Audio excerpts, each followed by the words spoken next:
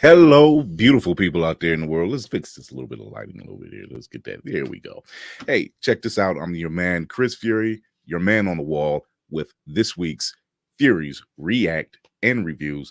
And today I'm talking about Doctor Strange in the Multiverse of Madness mini review. Maybe a spoiler, maybe not. I don't know. It's been out for almost 2 weeks now. Uh, but here's my review on the film. For many that know that watch the show, they know I'm a big fan of Marvel. That's just no secret. But however, this film right here to me is the kickoff for Phase 4. It's very similar to the phase that Iron Man started off with Phase 1. It's just something new. It's bridging the gap. So let's get that going right now. There's a couple things I'm going to talk about, and I don't want to take up too much of your time. But if you're watching the show right now, be sure to hit that notification bell, get more reviews and reacts such as this one and other great geek news that I'll be bringing to the forefront. But thank you for tuning in. So anyway, uh let's first talk about this film. Marvel made a horror film. Who would have thunk it? They made a horror film and they used Sam Raimi to do it. And I'm here for it. Those who are familiar with Sam Raimi, he's done great films such as the Evil Dead 2, Army of Darkness. He's done the Spider-Man trilogy starring Tobey Maguire, Drag Me to Hell. He's very known for these very eye-catching and jump scare moments, which me personally, I didn't think still was in me. There were several moments where I had a jump scare and didn't see it coming. Uh, and as I said earlier, this is a complete setup for Phase 4. So let's talk about it. Without giving away too much, we are still looking at Strange dealing with a lot of emotional grief.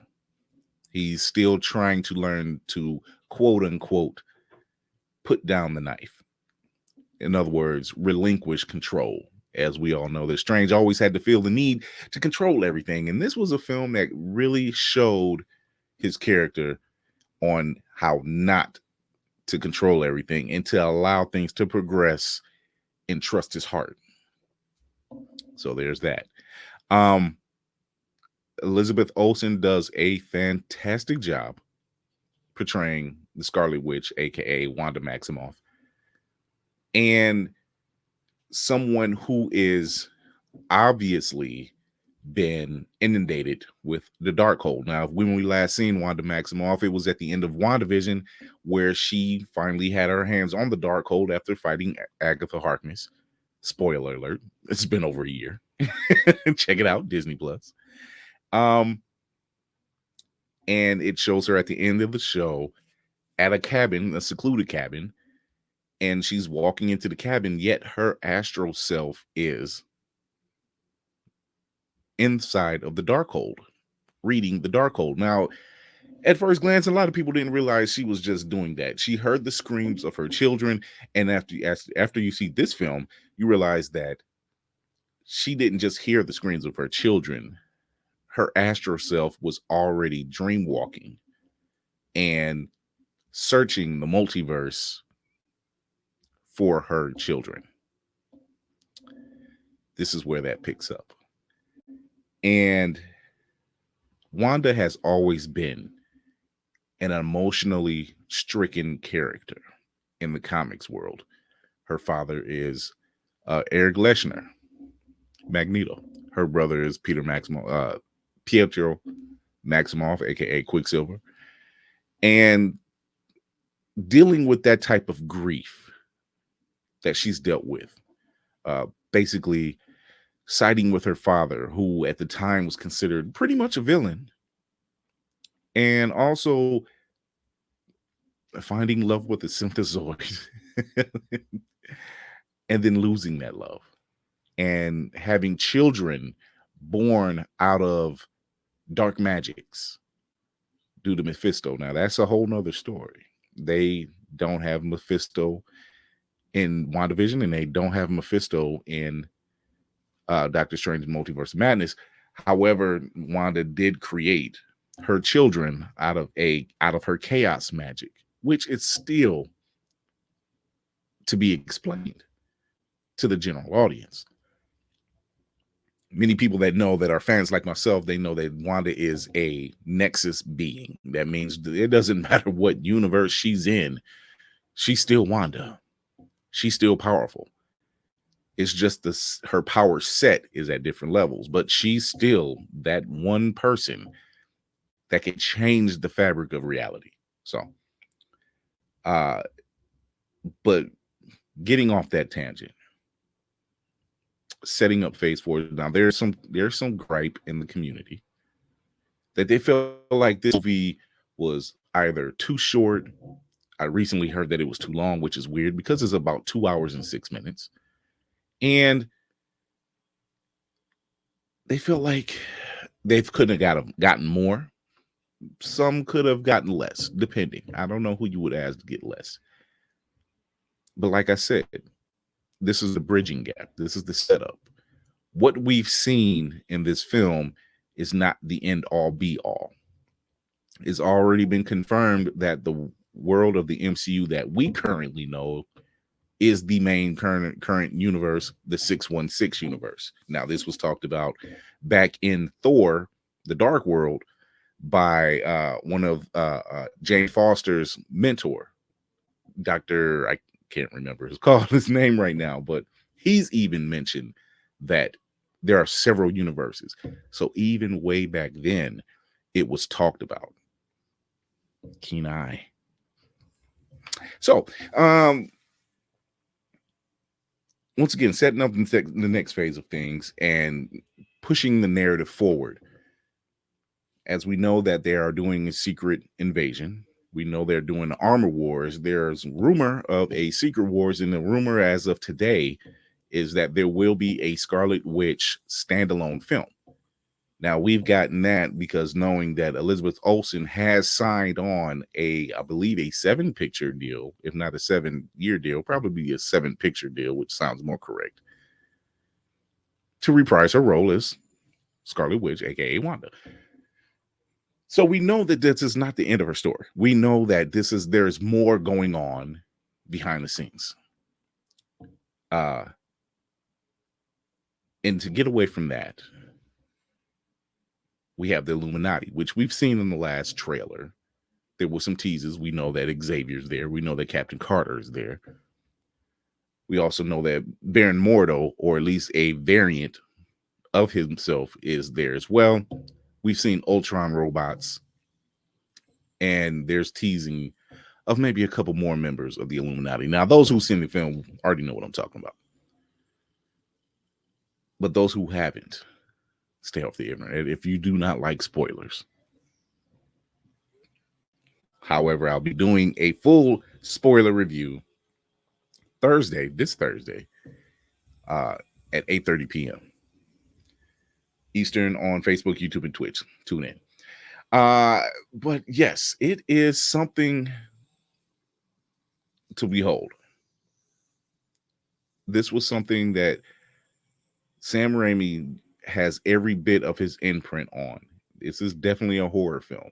And as we know, with a lot of the MCU projects, they've tackled areas of the MCU that otherwise would have been hard to tackle. Case in point, Captain America was the war piece, the period piece. Iron Man was the tech film. Thor was the fantasy film. Guardians of the Galaxy was the space opera. The Avengers was the full team, how that cohesive works. Captain America Winter Soldier was the spy thriller. Black Widow was the spy film. Civil War, once again, another team-up film. So they are definitely... Ant-Man was the heist film. You see where I'm going with this. So horror was something else that they are tackling. And they seem to have hit the nail on the head. Now, despite how you feel about this type of horror, if you've seen Sam Raimi films, you know his shooting style, you know his direction of directing, and you see that how he imprints himself, and it shows, and it's just a fantastic look. Obviously, with Doctor Strange, is a lot of great looking set pieces. Is everything's pop and it's vibrant. If you have a chance to see it in IMAX or even 3D, IMAX is fantastic. It shows to have these different colors and these different sets and these different realities show up in such a way and twist your mind unbelievably in such a way that you cannot catch. So I advise those who might not feel like this is their cup of tea because they might be a little confused as to what's going on, or what direction the film is going, or even expecting more, because there were a lot of people. The people who are mostly upset are the ones who assumed the most out of this film, who assumed the most out of this next chapter in the phase of Marvel. For some reason, they felt like everybody and their mother was going to show up in this thing, and when they seen that it wasn't, they were severely disappointed. Well, the joke's on those people because Feige never said these people were showing up. He just said, if you want to understand what's going on in our next phases, that everything that we have released on streaming and in theatrical release is tied together now. So in this case, watching Doctor Strange in the Multiverse of Madness, and if you're just a casual MCU fan, you don't watch all the shows, you don't watch all the movies, which is insane. You're a madman or a mad woman or a mad person. The only shows that you would really have to see for this to make any sense would be Loki, What If, okay, and Doctor Strange, obviously, and WandaVision. Those shows are what counts. Those shows are what in No Way Home, and those is Spider-Man No Way Home. Those are the shows and films that count, that really kind of affect what goes on in this film. It explains what's going on in this film. As you see that, obviously WandaVision is the introduction and following the grief story, the several stages of grief that Wanda goes through after losing Vision and Infinity War. Loki is the introduction of variants and multiverses, and He Who Remains, who is now known as Kang. What If is the introduction of all these different universes of what if paths were different, taken different by different characters, i.e., what if Peggy Carter took the serum instead of Steve Rogers? We get Captain Carter, as you've seen in the trailer.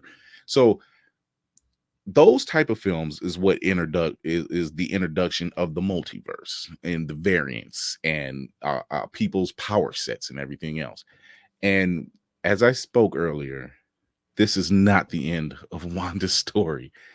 I wholeheartedly know that Marvel doesn't have a history of just dropping gems and then walking away.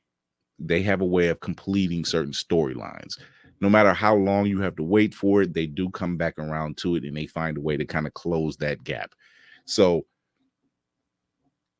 Mandarin is a prime example from Iron Man 3, one of the biggest disappointments. And yes, they found a way to close that gap in the short film, in the one shot, All Hail the King, and then again in Shang-Chi and the Ten Rings. So I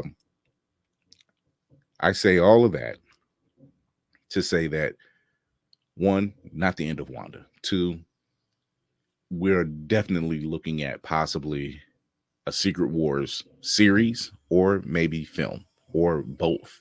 Who knows?